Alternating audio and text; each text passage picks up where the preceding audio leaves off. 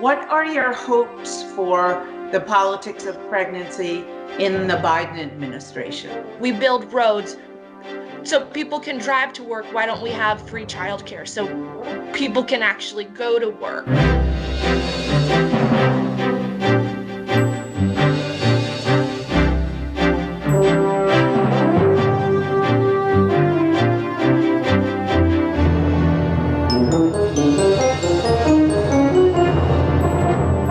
Hello, I'm Bonnie Bay.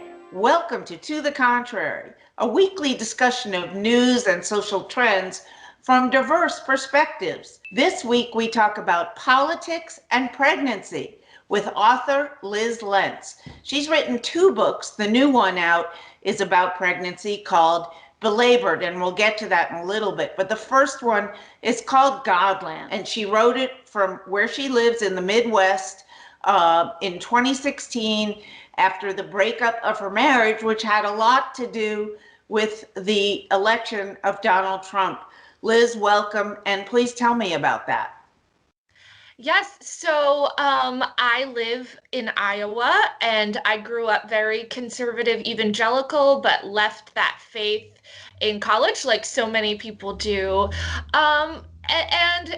But I got married very young, and was in a mixed political marriage. And I think there's a few people in those, and you're always kind of navigating a tricky boundary. And I thought we were making it work until 2016. And obviously there were other things going on too, but 2016, like it did for my marriage and it did for the rest of the country, really exposed some raw wounds, some big unbridgeable divides. And that pushed me out of the marriage. I said, I can't, there's just some things we can't resolve. There's some things that you can't compromise on.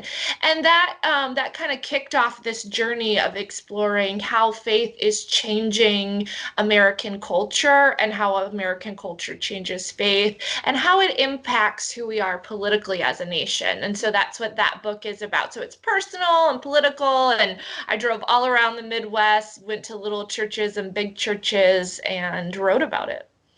Now tell me, because religion, I see as an extremely divisive issue in American politics. It may be uniting personally for people, and faith, of course, is very important, but it divides people just about along partisan lines, although Joe Biden is a little more out about his belief in God and his Christian faith than most of his Democratic presidential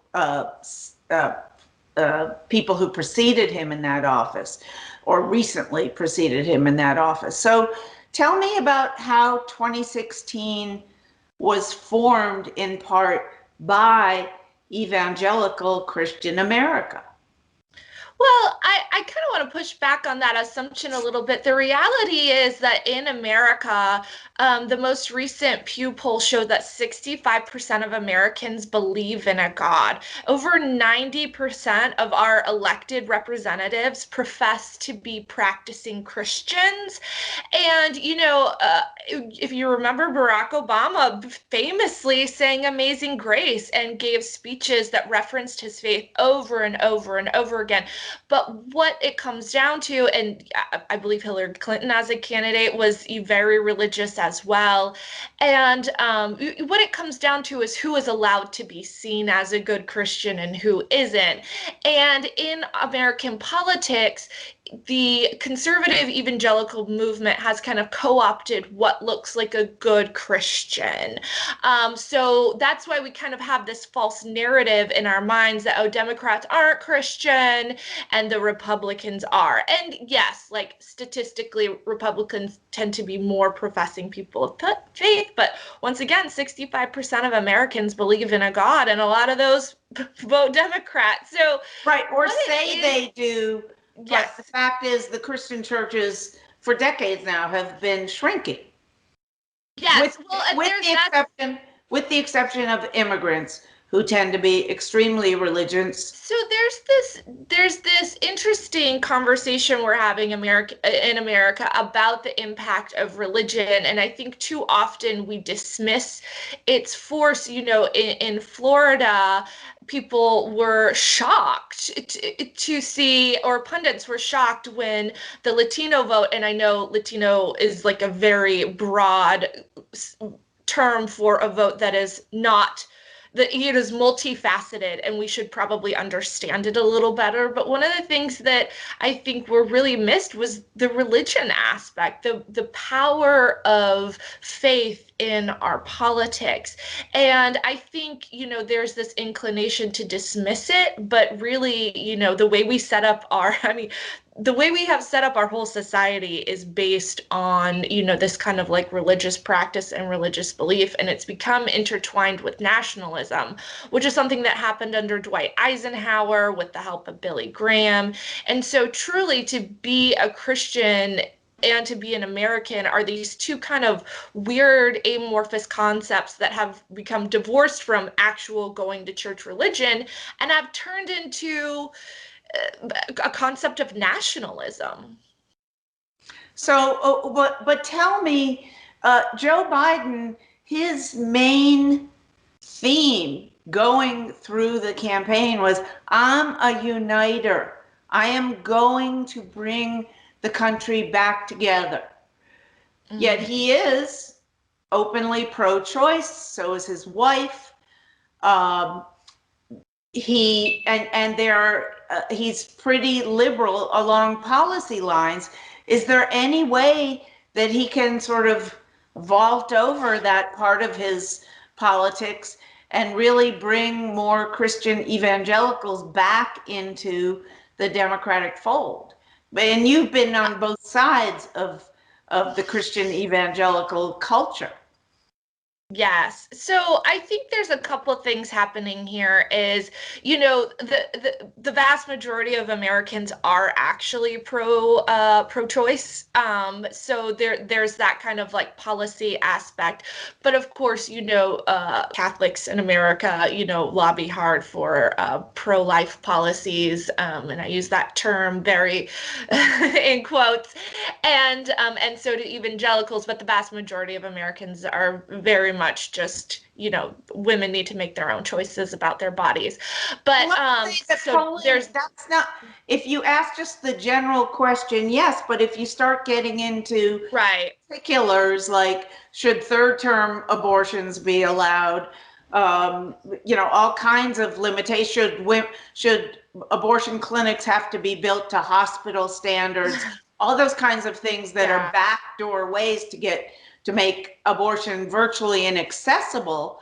Mm-hmm. People in the majority, Americans in the majority, approve of those kinds of restrictions.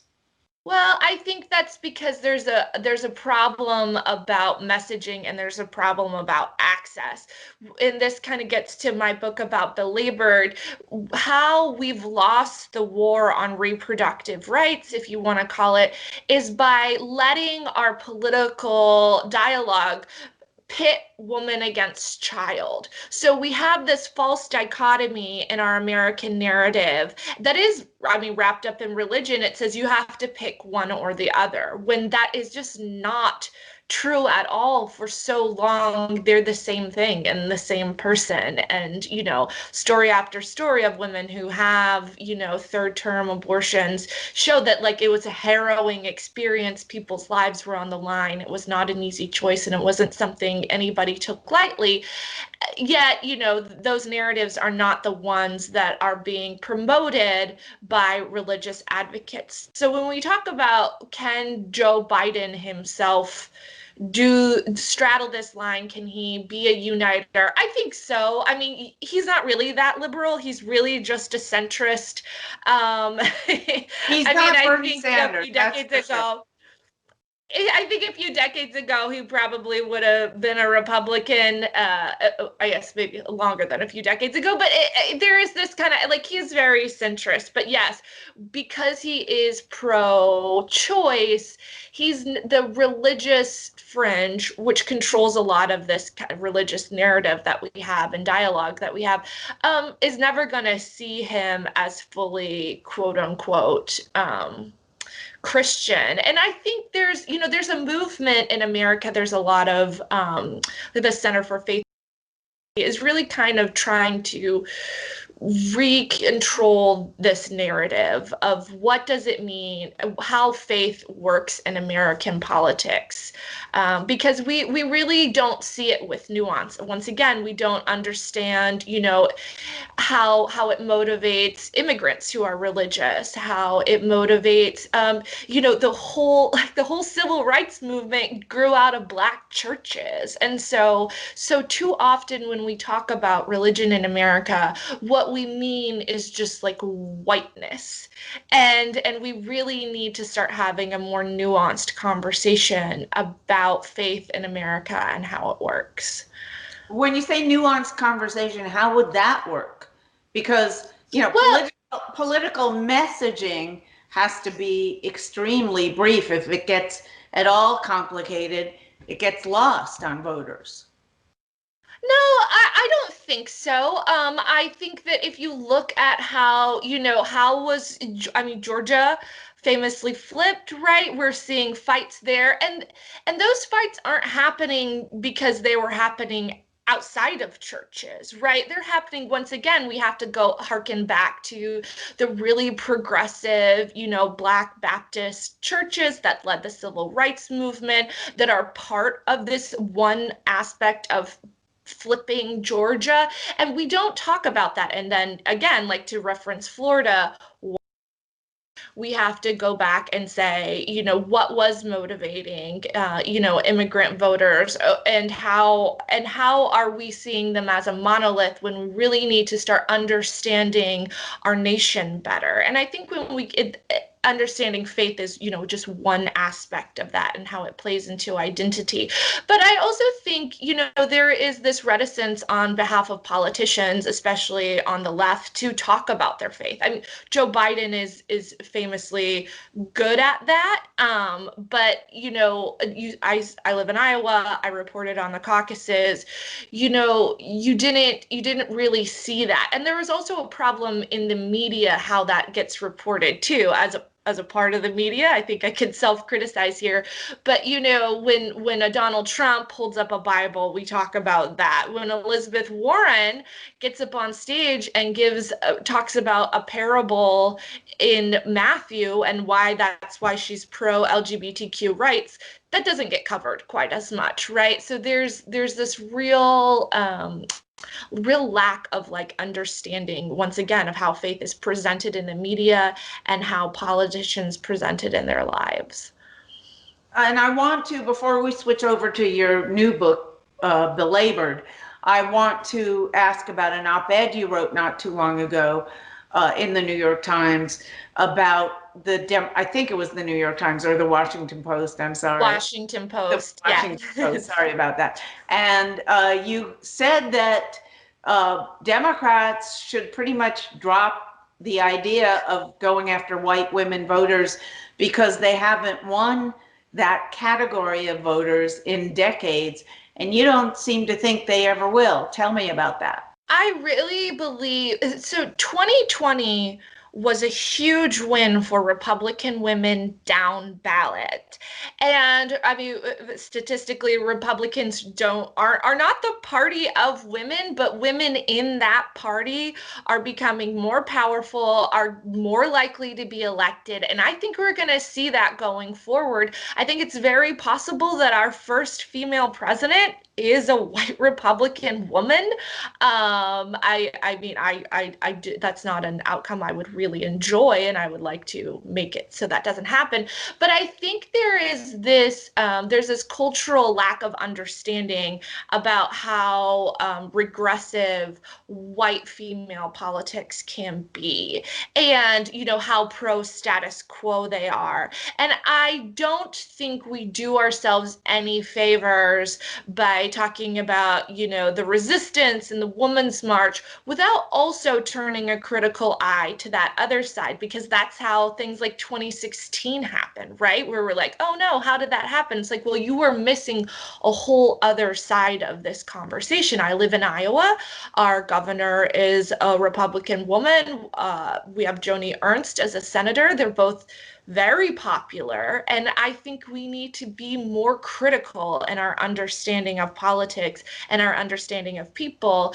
And that, we understand that white women, especially white women of power and upper middle class white women, are not identifying with their gender when they go into the voting booth. They're identifying with power, with money, and race. And I do think that our parties, Democrats' party's efforts are better suited to looking at who forms the basis of this party, who's really the most reliable Democratic voter, and working to understand that aspect better, because for too long our politics have been controlled by whiteness, and I think we need to start adding some more complexity to those issues.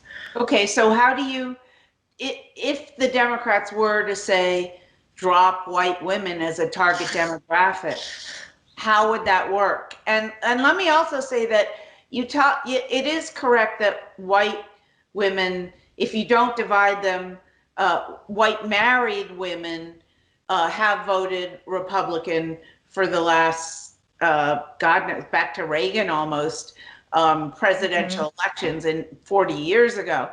But white single women, who are by definition less wealthy as a group, vote with women of color. And it really seems to have more to do, to me, as someone who's followed this issue for 40 years or more, to do with economics than it's more frequently pointed out in the media. Once again, the issue is not why we should pander to white women. The issue should be who is the actual base of this party, and who should we be serving?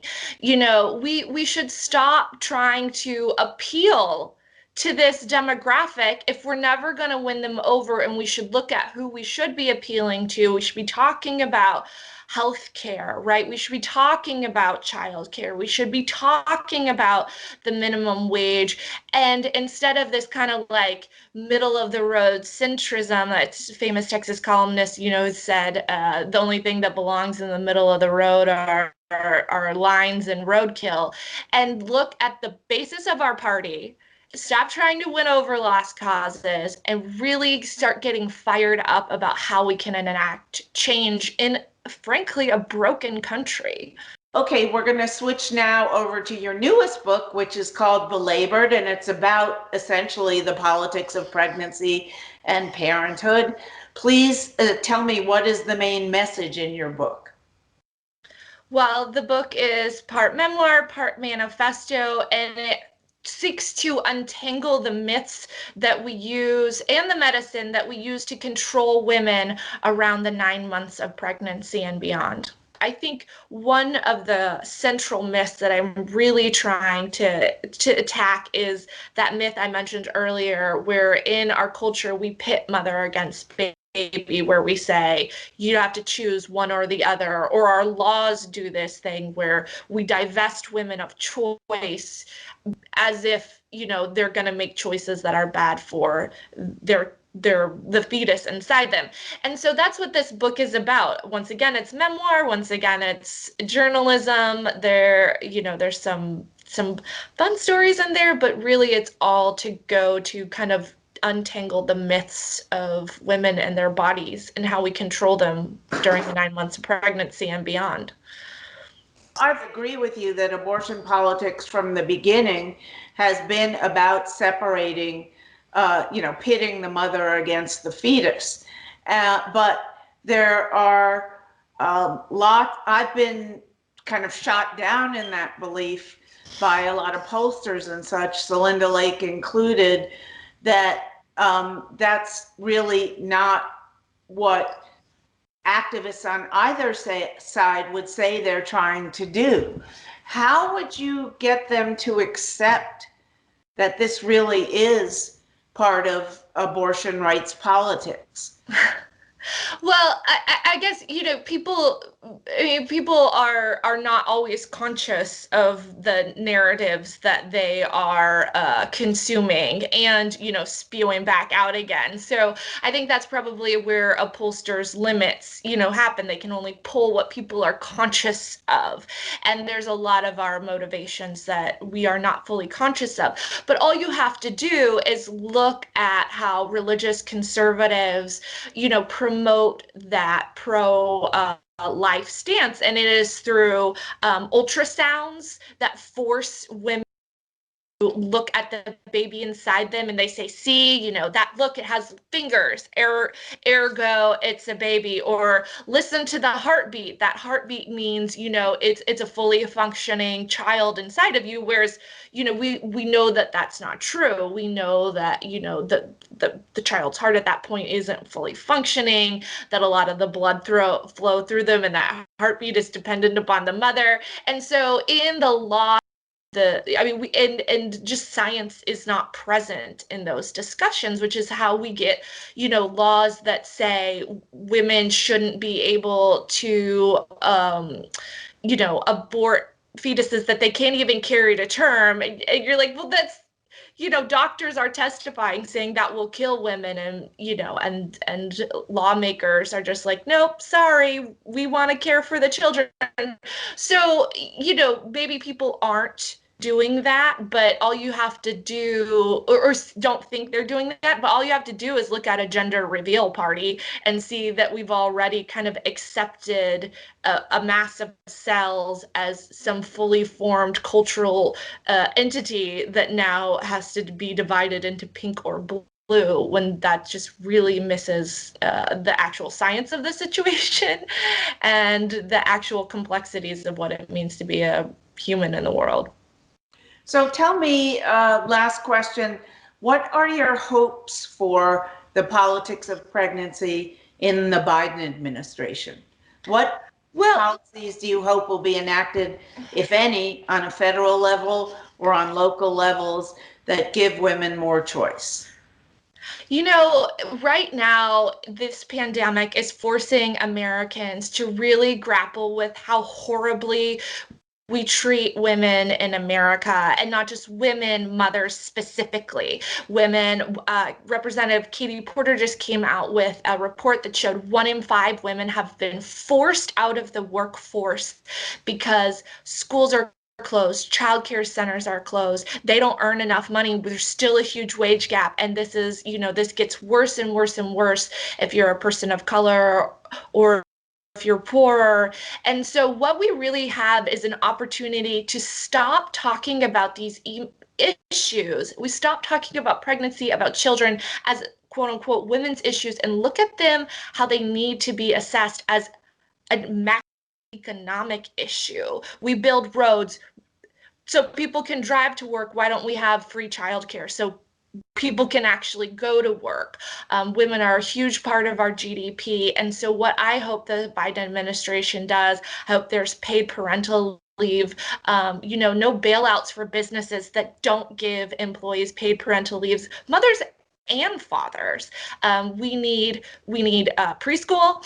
And we need affordable childcare, and that I think is a good starting point. And I have hope because I know Vice President-elect Harris has publicly talked about this. I know childcare is a huge part of the Build Back Better campaign, and I know that there's people in Congress who will keep pushing this issue, like Representative Katie Porter, and I'll keep yelling about it. So. But do you think paid parental leave at the federal level has been an objective for activists for a long time now. Do you expect to see it approved in the Biden administration? Look, look, it doesn't, my expectations have little to do with what I'm gonna fight for. I mean, I hope it happens, and I just have to live with hope, and be disappointed if I get disappointed, but that shouldn't stop any of us from being from fighting really hard for this issue, and not because it's a women's issue, because it's an American economy issue. If you're going to bail out airlines, we need to bail out the very means of reproduction that have made this country. All right. Thank you so much, Lyz Lenz. Great interview. And we will look forward to the fallout from your next book and see if it has impact on Biden administration maternity and paternity policies. Thank you so much. And that's it for this edition. Please follow us on Twitter, Facebook, and Instagram. And please go to our PBS website, www.tothecontrary.org. And whether you agree or think to the contrary, please join us next time.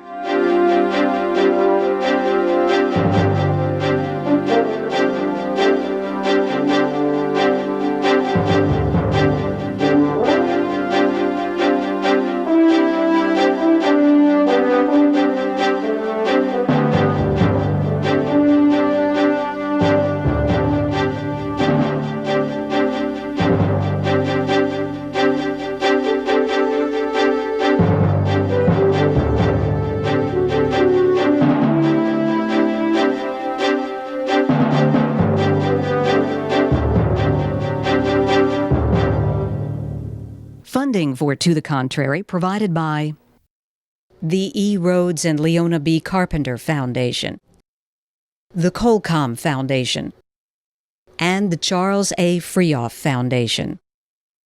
For a transcript or to see an online version of this episode of To the Contrary, please visit our PBS website at pbs.org/To the Contrary. Be more PBS.